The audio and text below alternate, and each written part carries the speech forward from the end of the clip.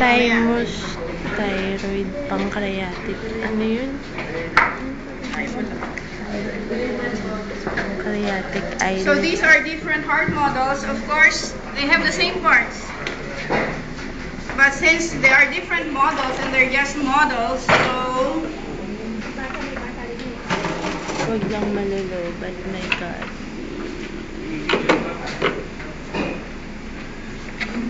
Okay, may picture pa ako. For the practical exams, of course, you had your quiz already. So all of those plus this one. Okay. So this is a model of the heart. So the same. The external features. What you can see will be the blood vessels here. So superior vena cava, inferior vena cava. You have the aorta. The aorta has three parts: ascending, the arch, and the descending aorta. It can easily be seen. Ano ba yan?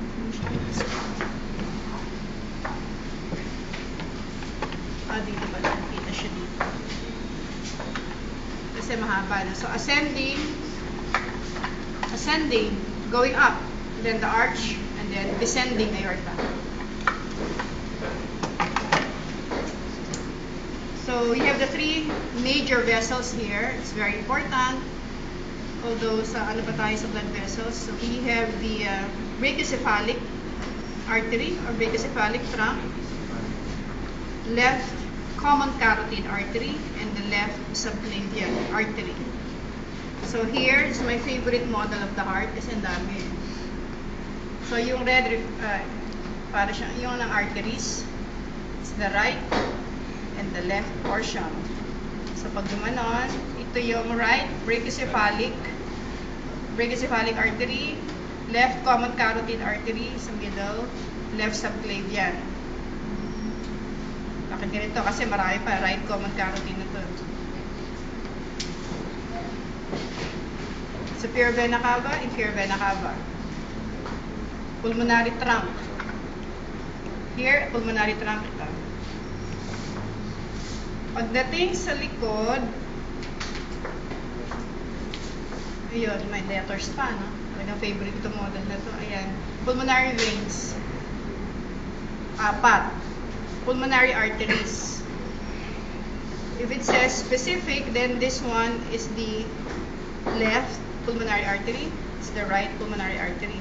So, since model ito, mali. Hindi dapat tatlo. Isa lang dapat yan. This one is the coronary sinus. Yung wala sa slide. Coronary sinus.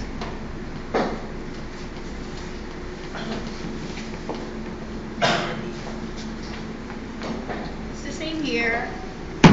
Pulmonary veins. Ayan, nagpas na siya. So, ito yung, this one is the trabeculae carneae, no? Ito yung ridges. Trabeculae carneae, interventricular septum. Interventricular septum. Inter means in between, no? Hindi intra. Inter. So, this is supposed to be the interatrial septum. So, if this is the cover, so this is the right atria, right atrium. So, this is the right ventricle. No, andito eh. Huh? So, this one is the pulmonary, pulmonic valve, pulmonary semilunar valve. Ito. So, this is the left ventricle. Okay? Just have to familiarize yourselves with the laterality. Because in the heart, it's important that you know which is the right and the left. Here, it's clearly seen yung papillary muscles. Yung finger-like projections here, papillary muscles. Interventricular septum. And this one, since left ventricle to, ito yung aortic valve. Going to the aorta. You have to know the chambers, of course. Pag nakaganyan, parang yung sa ano, right atrium, right ventricle, left ventricle. So here, ito maraming doors. The right atrium, okay, right ventricle, left ventricle, ito yung left atrium. Tapos yung valve, ito yung valve niya. Ito. Pulmonary valve. The aortic valve is not seen here.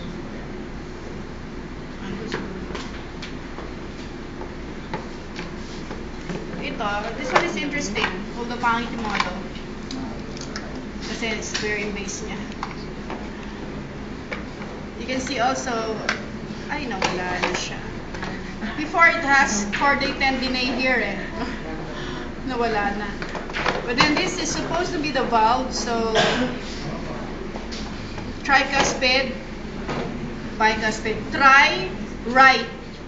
Para hindi malito, alin ba dito ang tricuspid tsaka bicuspid? Right. Okay, yun na lang code nyo. Yung nasa right, yun yung tricuspid. So, of course, the other one will be the bicuspid or the mitral valve.